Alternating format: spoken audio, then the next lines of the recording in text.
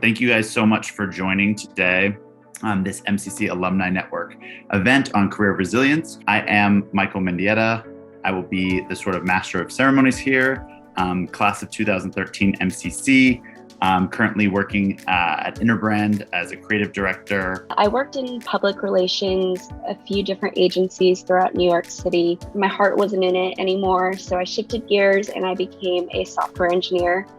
I just quit my job and went to a boot camp, and I've been at my current software development agency for 2 years now. And I spent my career in operations and marketing at tech companies like Lyft and Bird, the scooter company. And I realized that I wanted to transition into finance, actually. So I'm finishing up my MBA at UCLA Anderson, and I am currently interning at Avante Capital Partners, which is a private credit and equity fund. I currently work at Google. I've been there full time since I graduated. I started in a sales team before shifting into marketing. And then I decided about 4 years into my time at Google that I wanted to move across the world. So I'm now in Singapore. I moved from San Francisco. I moved from our B2B business into consumer. So I now work in consumer marketing and cover research as well. I felt like I didn't have much agency in my career. I wasn't able to really control where I was going.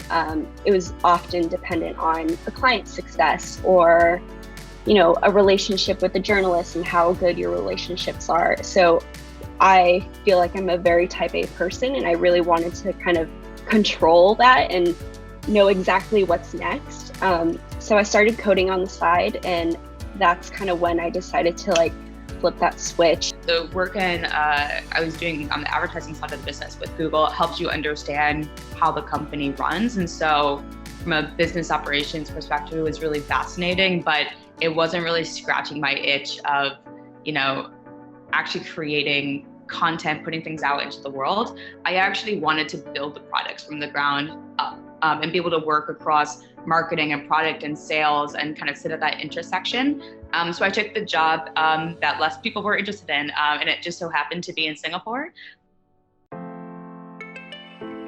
Being able to explain your career path, obviously it took some time to understanding and finding different ways to kind of spin it and really sell it, and making sure that they understand that okay, you haven't been in the industry for too long, but you have these other important skills, equally important skills that you can bring to the table. I remember being a sophomore or junior and saying, this resume is going to look too sporadic, right? I can't have this fashion PR internship next to an advertising next to that. It's not going to work in my favor.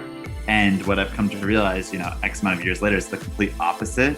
It's about telling a story and being okay, let me distill down this experience into digestible parts, and let me see which of those are applicable for the next thing. You're gonna have to apply to so many different roles and network a ton. So what I do is when I'm looking for a job, I make a giant spreadsheet of every single company I'm interested in, the roles available, any contact on LinkedIn or a second contact that I know, and kind of use it as a way to network and track all of my applications. It was really more that imposter syndrome that I was working through and trying to figure out, do I have what it takes? And I think the most important thing during that time is leaning into your network, your friends, your family, your mentors.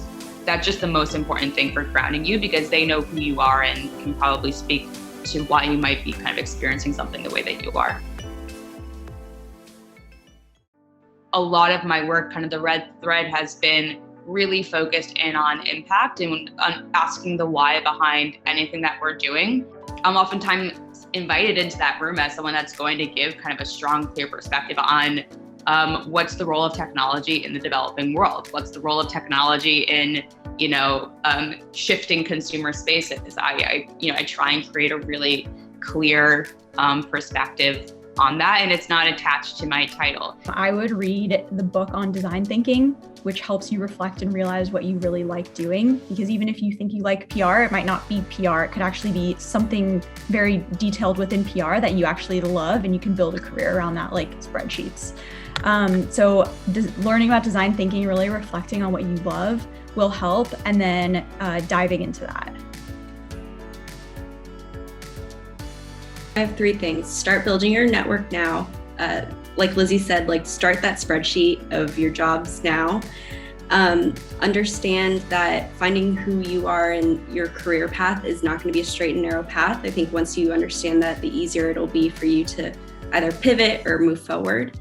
And then make sure you take the time to like be retrospective. It's often hard to like see all the great things you're doing from the inside until you like look back on it. I just want to say a big thank you to all of our panelists and our attendees. As Lindsay said, we're here to connect, to kind of help you build resiliency in the, this landscape that we're kind of working in.